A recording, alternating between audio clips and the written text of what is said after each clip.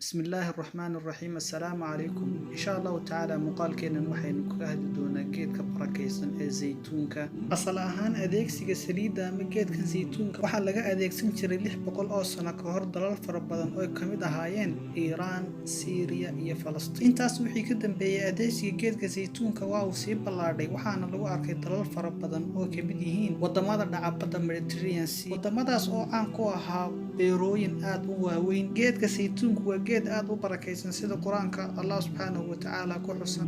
الله نور السماوات والأرض مثل نوره كمشكاة فيها مصباح المصباح في زجاجة الزجاجة كأنها كوكب دري يوقد من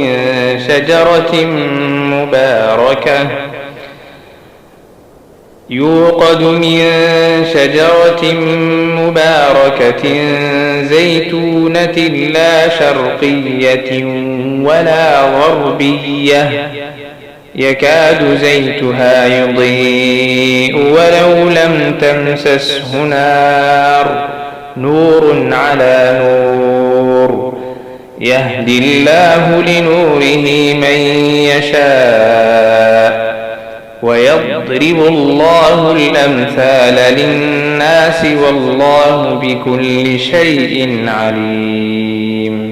سوكل الله سبحانه وتعالى وكل أرتقيت كزيتونك في سورة والتين قال الله تعالى والتين والزيتون. نبينا محمد عليه الصلاة والسلام نحرس ينبت كل صاحة تيسقنا وحو يريسقو كاد ليجيت كم بركيسن cuna geedka zeytuunka markaad cuntaana midhiisa caasa maxaa yeelay waa geed barakaysan. Ibnu Cabbaas Allah ka raali noqday waxa uu isaguna yiri zeytuunka shayna kuma sugna ilaa waxa uu leeyahay faa'iido aad u fara badan.